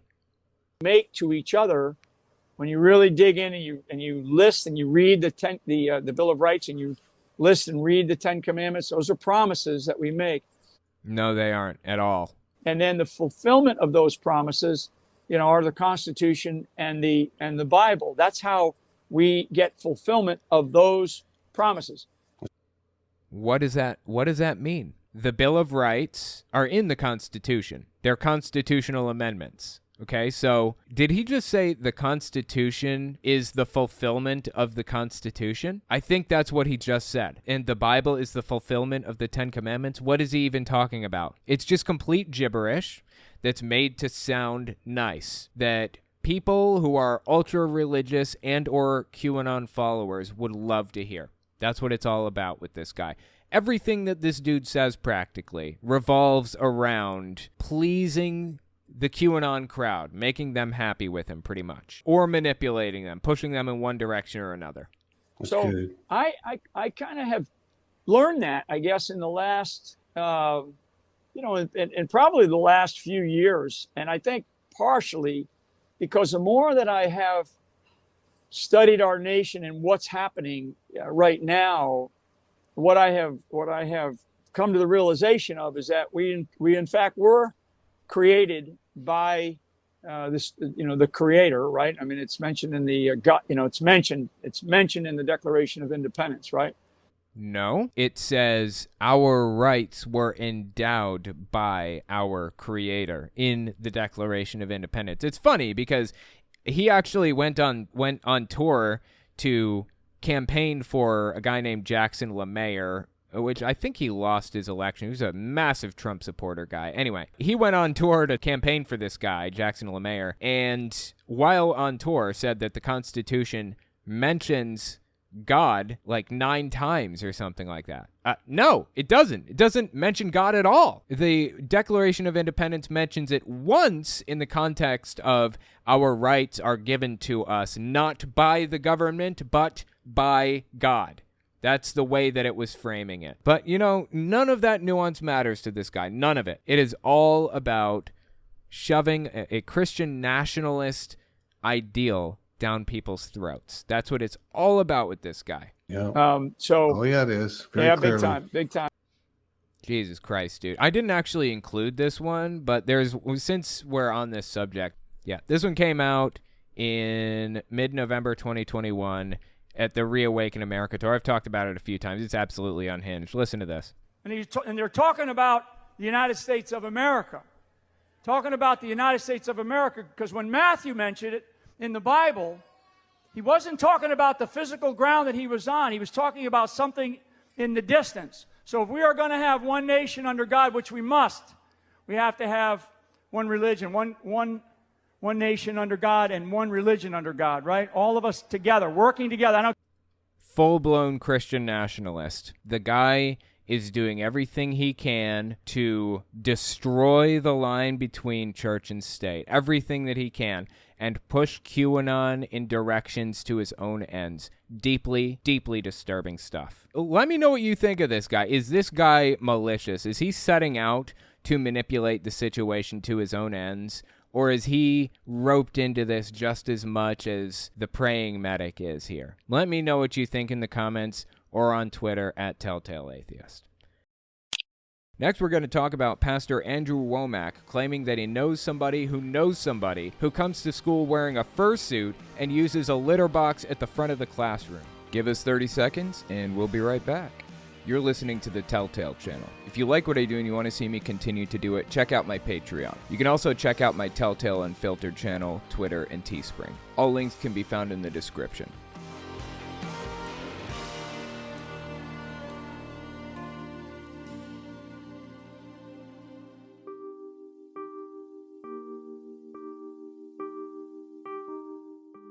As I'm sure you could probably tell from the thumbnail, there's this pastor who has gone completely off the deep end at this point. This guy's name is Andrew Womack, and I'm going to introduce you to him. But before I do, let me show you the clip that I'm talking about when I say he is obsessed with furries. Listen to this, mid-September 2022. A friend of mine in Illinois actually knows a teacher that comes to school as a furry and wears ears and a tail and uses a litter box at the front of the classroom to relieve himself. I'm sorry, I'm just having trouble believing this. This is absurd on so many levels, I don't even know what to do with it. Oh my God, that's nutty. You may actually know who this guy is because I've covered him before. He's famous for this little clip right here. This is mid-January 2022. This is probably the clip that really kicked it over the edge for me, made me realize that he is all in for money and pretty much nothing else. I tell you, partnership in the gospel is the greatest thing you can do. When we get to heaven, I can guarantee you there's not a single one of you that's going to be saying, I wish you hadn't have encouraged me to give so much and that I'd have got my 5th flat screen TV and that I would have had more jewels and fancier clothes and a nicer car. All that stuff will be gone. It's only what you invest in the kingdom that is going to benefit you for eternity. You're going to come up to me and hug my neck and kiss me and say, thank you, thank you, thank you for getting that money out of my pocket. I mean, seriously, does it get any more on the nose than that? This guy is so obviously in it for the money, it seems to me. I mean, this is just my personal opinion here. So where did this whole bit about furries come from? Like furries in the classroom and teachers and all this stuff? As it turns out, I actually tracked this down recently because there's another guy I was talking about that apparently believes that like people think they're squirrels and thinks it's a big enough problem in society that he needs to address it from the pulpit. So I tracked this down. Like, where is all this coming from that people think that there are furries going to classrooms or whatever else?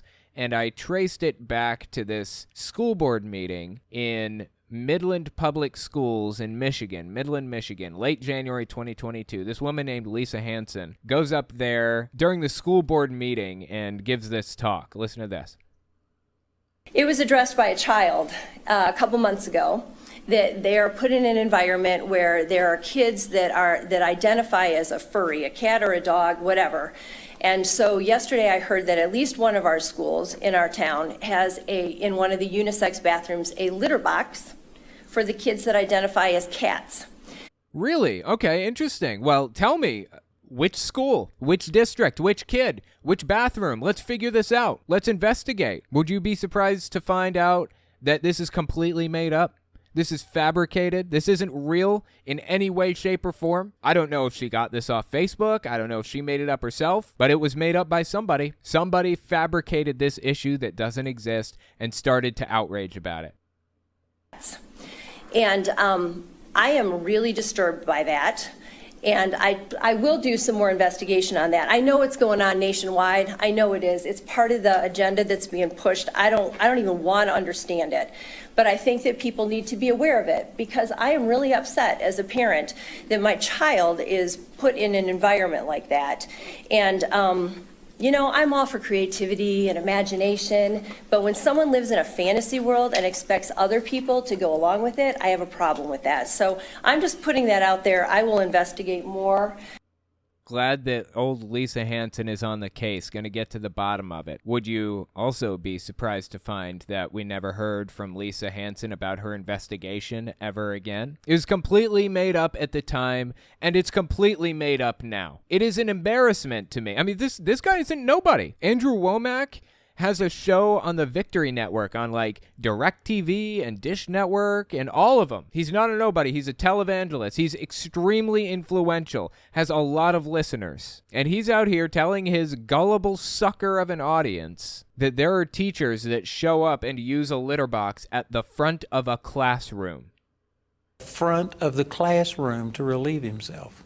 Seriously. Ridiculous. How are people this gullible? You could tell them just about anything and they would believe it at this point. But Trump supporters and the far right in general, they're kind of primed that way now, aren't they? It's like it was a goal. It wasn't a means to an end. It's like it was an end in itself. Stripping away their skepticism layer by layer until there's nothing left, until they will believe literally anything that they're told. And that's how we get things like this right here.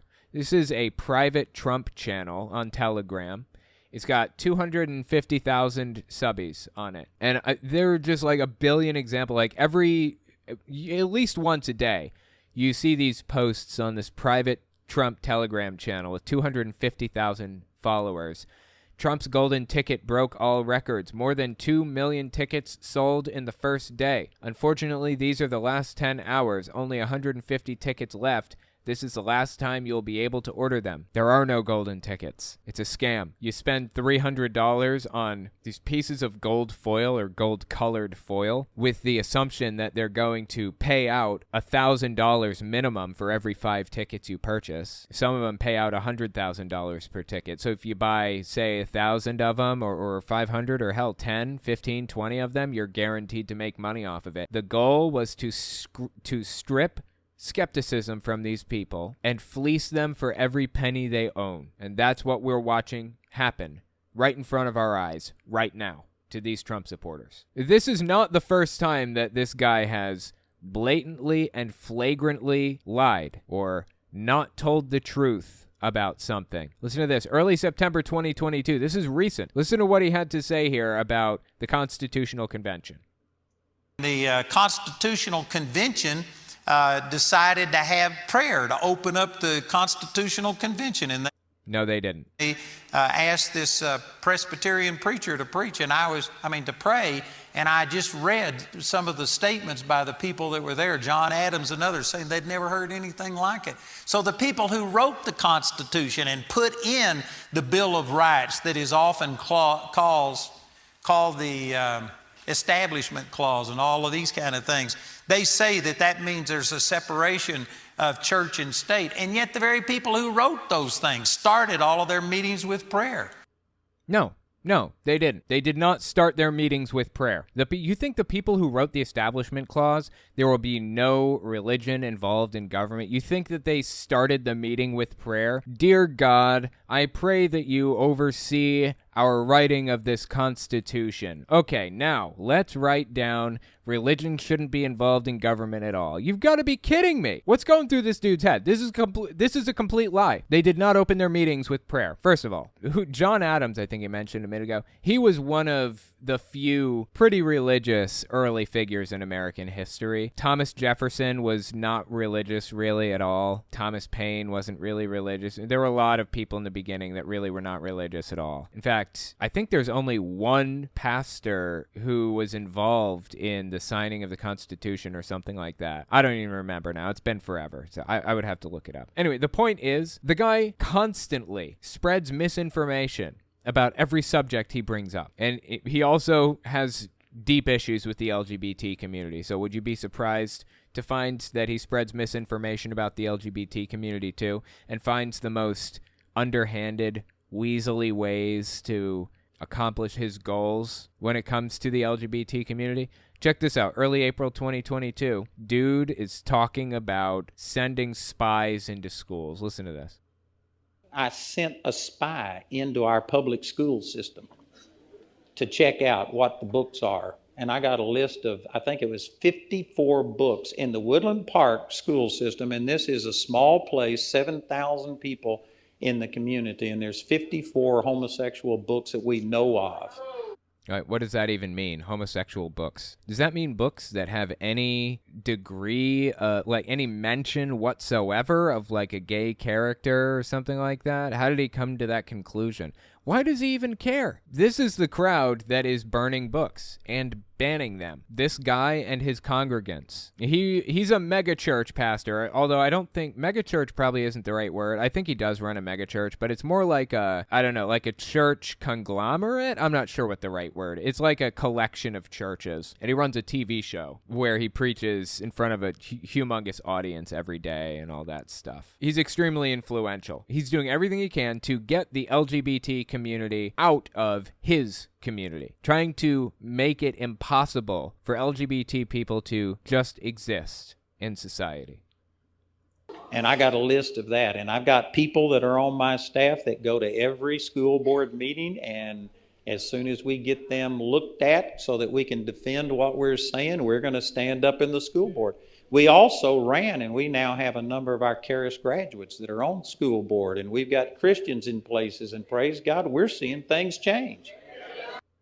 This is deeply disturbing, man. This should be an example of why you should be going to school board meetings, too. Go to school board meetings, go to vote in every election, all the way up, from the school boards to the president. You should be voting in every single election. It is paramount. Dude's anti-trans, too. Is anybody surprised by that one? This came out 2021, and he decided to espouse some pretty disturbing opinions on the LGBT community once again. Listen to this. You know, this is something that's very politically incorrect and will be... Wait, is it politically incorrect or is it simply incorrect? Because I'd be willing to bet it's just incorrect. A lot of people will find this to be upsetting, but I tell you, the things that are happening in our nation, it is a doctrine of the devil. It's not just people with a different opinion. Here we go. It's not just some people have a different take on things. It is literally doctrines of the devil. They are taking children as young as 4 and 5 years old and telling them that you were born in the wrong body. You're actually a woman in a man's body, or a man in a woman's body.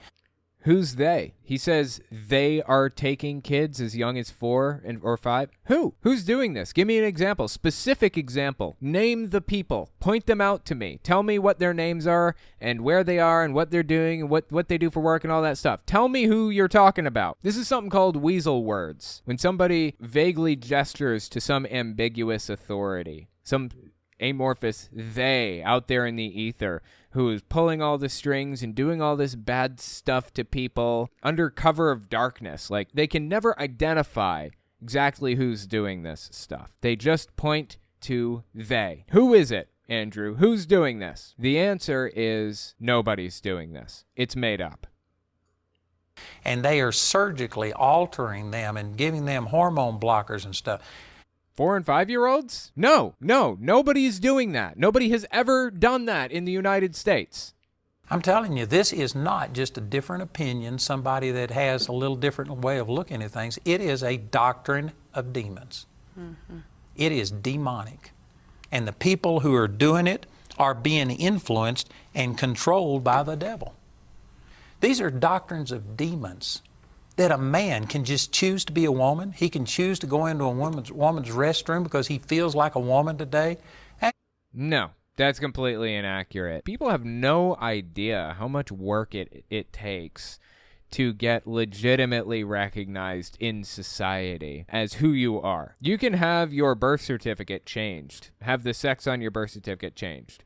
Have the gender on your birth certificate changed from man to woman or male to female or whatever else. That's doable. And guess what? That process is not short or easy. You know why people do it? Because there is an overriding feeling that something is not right. And that feeling has been there for a long time. Just like you couldn't put on a dress and go to the office one day, they don't feel like they could put on a pair of pants one more day of their life. This isn't some decision that people make arbitrarily or lightly. This is something that people live with for years. This isn't them questioning their identity or wondering who they are. By the time they're using the opposite bathroom, this is them very sure of exactly who they are. This guy just doesn't like the decision that they've made for themselves in their own personal life. What happened to being the party of freedom? What happened to being the party that just wants to live and let live? And just, I thought they were all about lower taxes and freedom. What happened? They never cared about freedom. They certainly don't care about freedom now. What they cared about was imposing their will on other people at any cost. Restroom because he feels like a woman today. That is nothing but an excuse for perverts. It's wrong. It is a doctrine of devils. And I know a lot of people can't believe I'm saying this, but I'm not saying anything that the Word of God isn't saying. He's acting like, he's acting like, okay, what he's doing here is saying something that his entire audience would agree with completely, and then acting like it's completely out of the ordinary and a crazy and wrong thing to say. By doing so, this is a method of propaganda. He's trying to make people feel like the left or society in general has moved way further out from where they used to be. Like, everything is absolutely crazy and upside down right now. That's why he's saying this. I know people won't be able to believe I'm saying this and all that stuff. It's just another attempt at propagandizing to people, plain and simple. Anything that the Word of God isn't saying. It is demonic, and it is a doctrine of the devil. Now, I will admit this. There are some people who are being influenced by just going with the crowd. They are just following the flow, and they may not be demon-possessed, and they may not be themselves being totally controlled by the devil, but it is a doctrine of the devil. They are following that. But I think that a lot of the people who are in the leadership of this, they know exactly what they're doing. Great. Let them do it. Why do you care? Let them live their life. Let them be possessed by Satan if they want. Some would say that I'm on Satan's payroll, right? I'm doing Satan's dirty work for him. I'm out here pushing for Satan to succeed in converting all Christians to atheists or whatever. I don't know, just making something up here. Some would say that I'm on Satan's payroll. Do you want to deconvert me? And if so, why? Let me stew in my own misery if that's what I want to do. Who cares? Let people live their lives. I don't understand. Why does he want to poke his nose in everybody's lives so badly? Does he not have anything better to do? Couldn't he shepherd his own flock? Does he think that his churchgoers are trying to transition? Does he think they're trying to transition? These are the most conservative of the most right wing of the most evangelical out there. These people are not trying to transition. Why isn't he shepherding his own flock? Why isn't he talking to them about parables from Jesus, prodigal son, and all that other junk, and striking the fig tree that didn't produce any figs or dates or whatever the hell it was? Why isn't he talking about all that? Why is he focusing in on what other people are doing? Why is he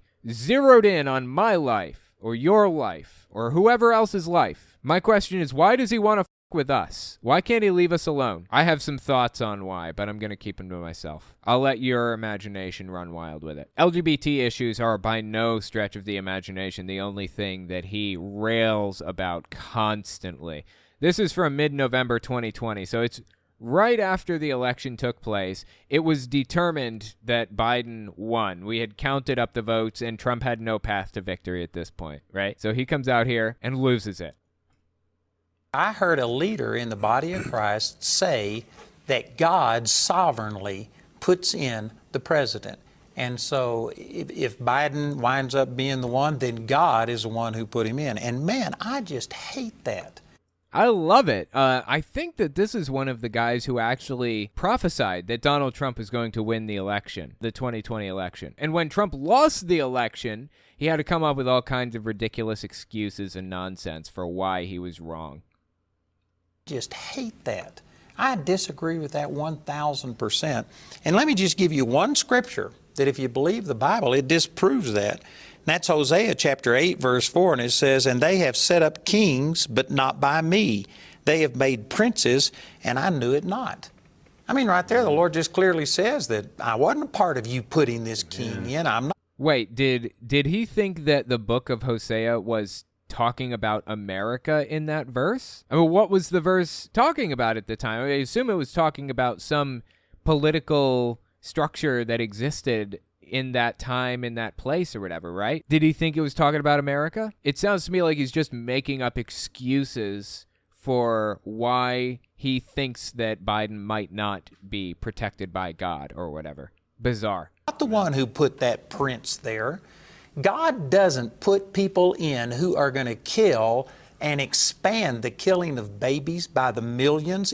Wait, weird. Why wouldn't he? That's actually biblical. Abortion? That's totally biblical. Yeah, God is actually in favor of abortion. I don't know if you guys knew this, but Numbers 5:11-22, I've memorized the verse because I pulled it up so many times, specifically says that you should get an abortion if you think that your wife was unfaithful to you. Send her to the priest. He will give her this concoction that will induce a miscarriage if she was unfaithful to you. So what's this guy even talking about? God is not in favor of abortion? He absolutely 100% is. Now this guy's going off script. Now he's espousing unbiblical ideas. I mean, he's been doing this entire time. The Bible says, "Judge not, lest ye be judged. Love your neighbor as yourself." And all this dude does is rail against what other people do in their personal lives. Rail against how evil others are and how we need to find a way to stop them from doing those things, instead of leaving people alone and letting them live their own lives. You know why? Ultimately, because he wants this to be a Christian nation. He is a Christian nationalist. He wants people to live the way that he wants them to live or not live at all. That's the position that he has historically taken. And he is so bent out of shape that Trump lost the election that he's going to come up with all kinds of excuses to explain it away and explain that Biden isn't ordained by God and that he wasn't chosen by God and he doesn't belong there and all of that other nonsense. Of course, that's the kind of guy Andrew Womack is. You know, this kind of guy right here. A single one of you that's going to be saying, I wish you hadn't have encouraged me to give so much and that I'd have got my 5th flat screen TV and that I would have had more jewels and fancier clothes and a nicer car. All that stuff will be gone. It's only what you invest in the kingdom that is going to benefit you for eternity. You're going to come up to me and hug my neck and kiss me and say, thank you, thank you, thank you for getting that money out of my pocket. That's Andrew Womack. That's who the guy is. That's what he believes fundamentally at his core. He's all about taking money from gullible suckers, controlling other people's lives, no matter what it takes, getting homosexuality out of the classroom, quote unquote, whatever that means. It means banning books, ultimately. And denying that Biden actually did win the election, that he did win. That's Andrew Womack for you. The guy has done untold amounts of damage to society, and it's absolutely disgusting. If you disagree with me on anything that I've said about him tonight, let me know in the comments or on Twitter at TelltaleAtheist. Sherry Makes Stuff, Furries in Midland, Michigan schools. I'm from the next town over. It was ridiculous when it came out, and it's ridiculous now. Midland is super conservative and isolated culturally. That doesn't surprise me at all. People will make up anything they can to demonize their political enemies. Unfortunately, that lie stuck. People ran with it. They believed it. It made national news. Honestly sad. Honestly sad that people are so gullible that they will believe just about anything at this point. They're gullible enough that they're willing to believe in Trump bucks or golden tickets. I mean, Trump hasn't even announced this from anything, but you know how people get around that? The whole golden ticket thing that Trump hasn't even announced? They fake his voice. Somebody pretends to be Donald Trump talking about Trump bucks, and they overlay it on top of like some Fox and Friends thing. It is golden, and every bill. Are you listening? Pay attention. This is very important. The Trump golden $1,000 bill is something that I made to financially help all Americans, everyone, including you. The bill is amazing, okay? It is golden, and every bill has its very own serial number. It's true. America will be wealthy again, folks, okay? And every true patriot, even everyone in the QAnon forums, every true patriot must own at least 100 Trump bucks, because production, my friends, is like Nancy Pelosi's vocabulary, very limited. So get your Trump golden $1,000 bill before we run out completely. The TRB system is active starting in September, so... Doesn't even sound like Trump. It's absurd that anybody would believe it, but this kind of thing is working. You know, these people do believe it, as a matter of fact. It's sad, but it's true. They buy it. They eat it up. They are being fleeced for every penny they own because their incredulity has been stripped from them completely. Their skepticism is non-existent at this point. It's sad. Thank you guys for coming and giving this a listen, and I will talk to you next week. If you like what I do and you want to see me continue to do it, you can support me in a few ways. First, there's Patreon. That's probably the best way. But if you want to get something back for your support, you can check out my Teespring. I sell all kinds of shirts and coffee cups and stuff on there. You can also check out my other channels. I have a Telltale Unfiltered YouTube channel where I go through long-form videos like Kent Hovind's seminar series, Jehovah's Witnesses TV show, and televangelists prophesying about politics. And finally, you can check out my social media. If you have a question for me, the best way to ask it is to tweet it at me. I'm on there all the time, so check it out. All links are in the description as always. Anyways, that's all I've got for you. Thanks for listening.